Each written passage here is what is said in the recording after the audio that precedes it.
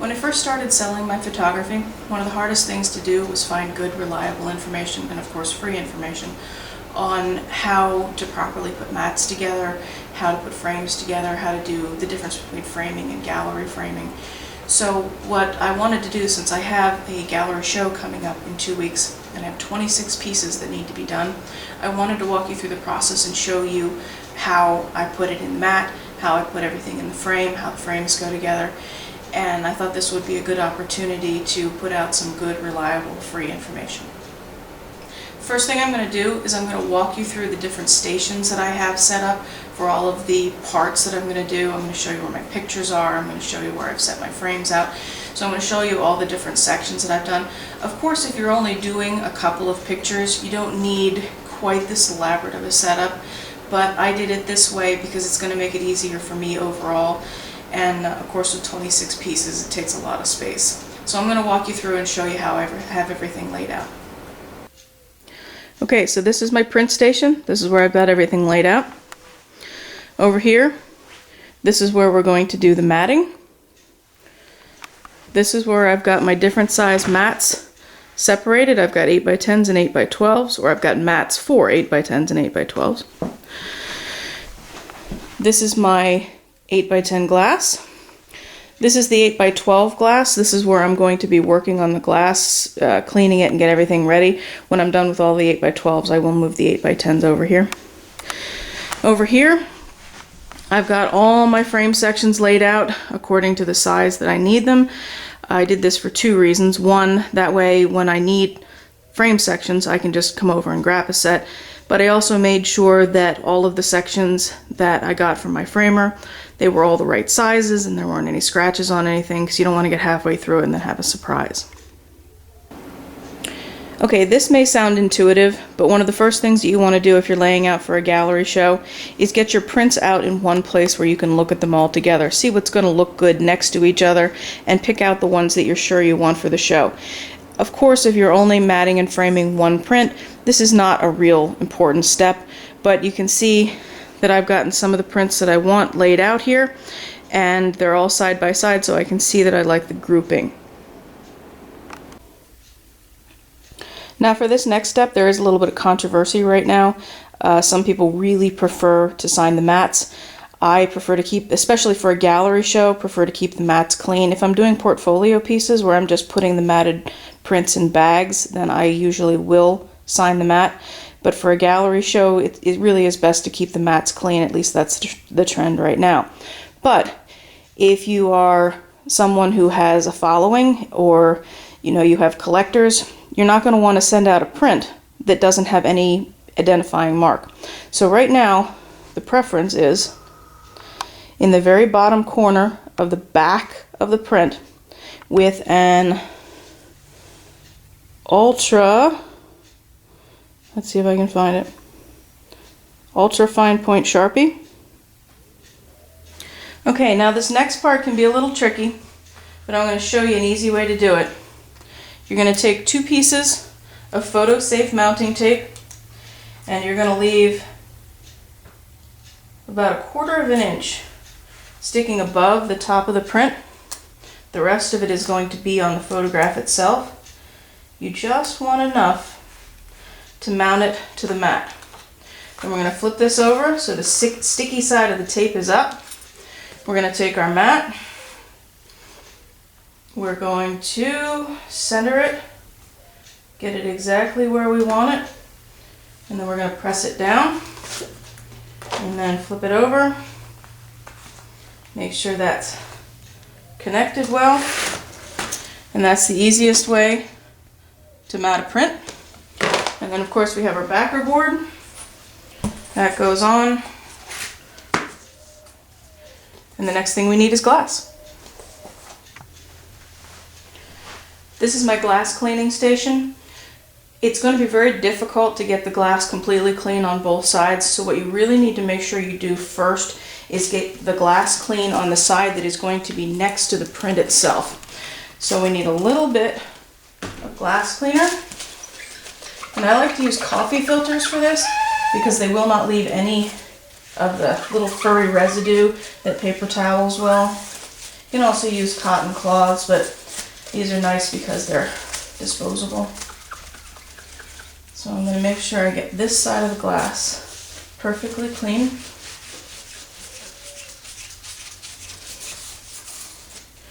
And the only way to really know if you have gotten glass perfectly clean is you get down and let the glare of a lamp come across the surface. That way you can see if there's any fingerprints. Now before I started cleaning this side of the glass, I took a spare backer board and I slid it underneath the piece of glass that I was working on.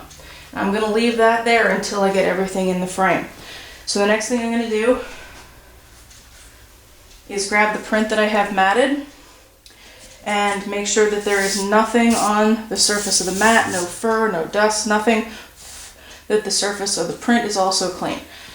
Now I'm going to turn this over, I'm going to lay it down on the glass, and then I'm going to pick everything up as a section.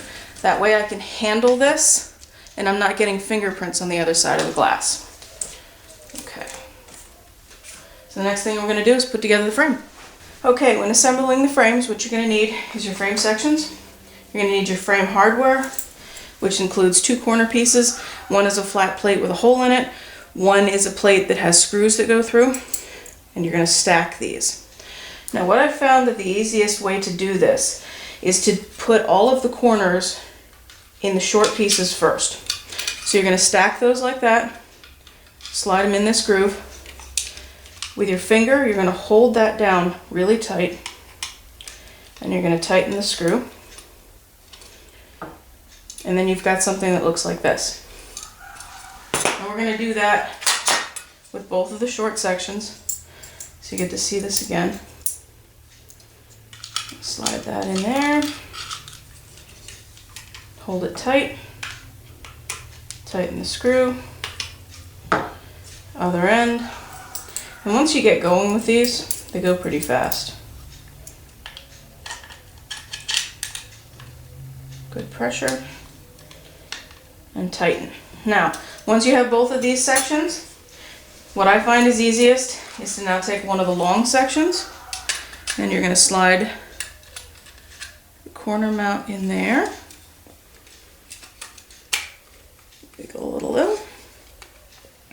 Now the most important thing is to get this corner so it's tight, because if it's not tight, then the front of the frame isn't going to meet. So you got to get that in really tight like that. Tighten this screw down. If for some reason this corner doesn't tighten up, you might have to loosen the other screw and kind of adjust everything. But that one actually came together pretty nice. We're going to take the other section.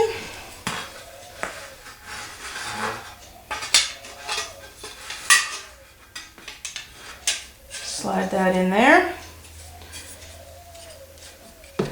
Make sure that this is good and tight. Sometimes it helps to have a flat surface to put it down on.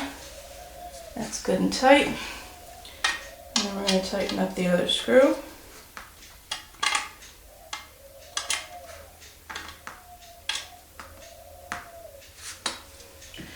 And then you make sure that the corners look good on the front, because this is your chance to adjust these. Okay, now that you have the U and you have your top piece, the next thing we're going to do is we're going to insert the picture into the frame. Okay, this is going to look a little clumsy for a second, but bear with me.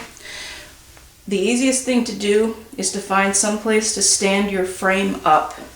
You can do this on a flat surface and slide it in, but I found that this actually works a little bit better. Alright, then the next thing you're going to do is take your mat and your glass sandwiched between the 2 backer boards. And with the backer board that is protecting the glass, that's going to go in the front.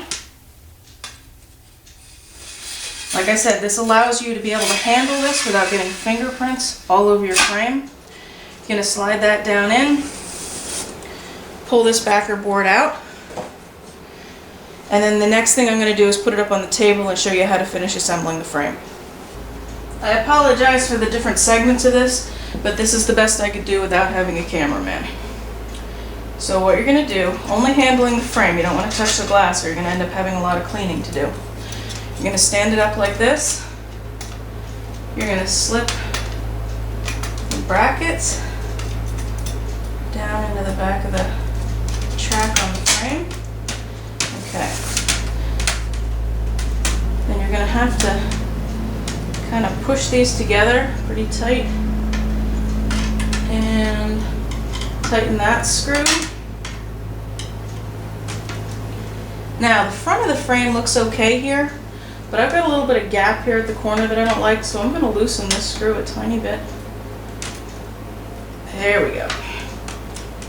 That's snugged up really nice. Spin it around here. Good pressure on this corner.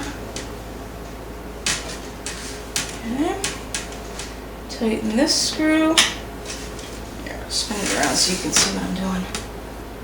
Tighten this screw right here.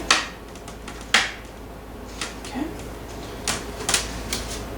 Check your corners, make sure that they're the way you like them. Make sure that there's nothing offending on the glass or on the mat or on the print, because this is really your last chance to fix it without having to take the whole thing apart. Alright, everything looks good. So I'm going to gently push everything to the front of the frame and lay it down on its face. Now the next thing you need are the clips that come with your frame. For a piece this size, we're going to need 6 of them. These things bend a lot. So the first thing you're going to do, I suggest putting one in here and one in here on this side.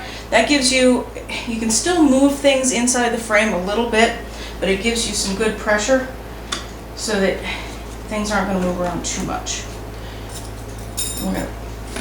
Basically what you do, you press down on the center of this, slide it underneath the lip of the frame. Now at this point, we can flip it over. If we want to adjust something a little bit, you can, but it actually looks good there. So then I'm going to put in this clip and this clip, and then one on the bottom and one on the top. Okay, flip it over. You got your framed piece. The last thing you want to do is, even though you probably did a really good job of not touching the glass because of the extra backer board, you still want to give the glass a wipe. Make sure anything that came from the factory comes off.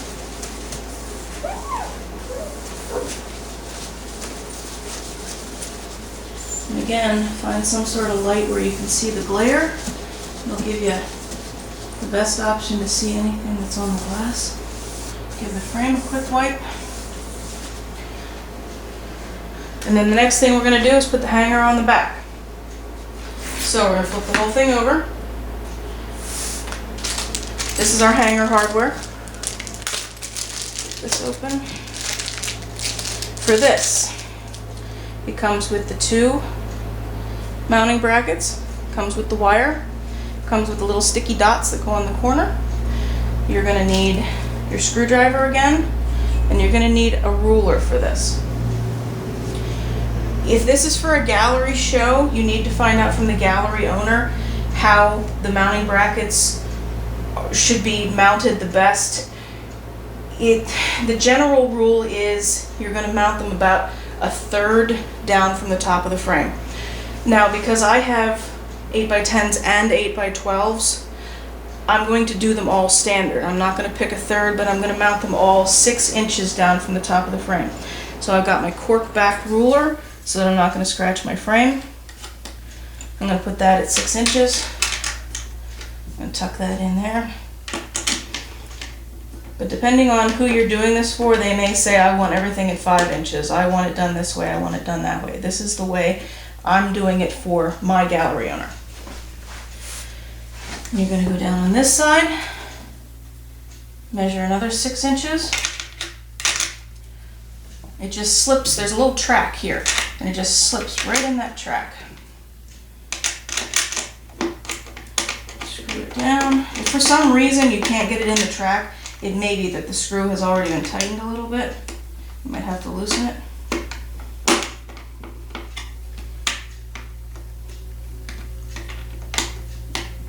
say this one's fighting me a little. Okay. The most important thing though is that these are at the same height. So regardless of what inch measurement you put them at, they have to be the same. We're going to take our wire.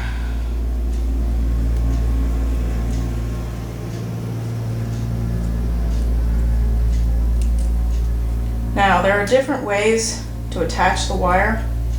I'm going to show you my choice. I'm going to come up through, going to give it 3 or 4 inches of lead, bend it over, wrap underneath all the way around, and then back up through the hole. Here you can make any kind of knot you want. That just is what works for me. And then I'm going to take the rest of the tail and I'm going to wrap it around the wire.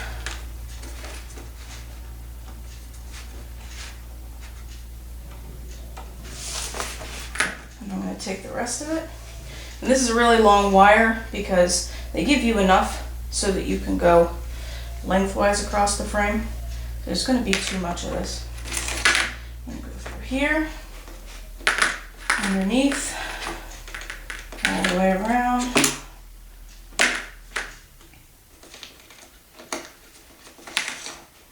Okay, now I'm going to take the rest of this and wrap it.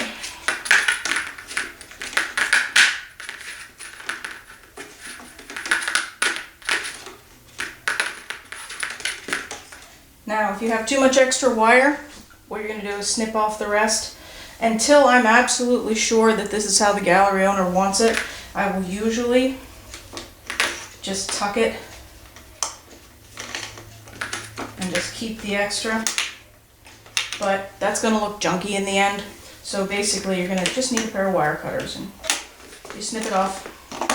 Okay? Of course, I don't have my wire cutters here, so we'll pretend that I snipped it off. And then your piece will hang just like that. The last thing you need is these 2 little rubber bumper dots, and they go on the mounting brackets on the back corner. And then one last thing I do is I take one of my studio labels and I put it on the back of the backer board. And we're done. It's ready to be hung in the gallery.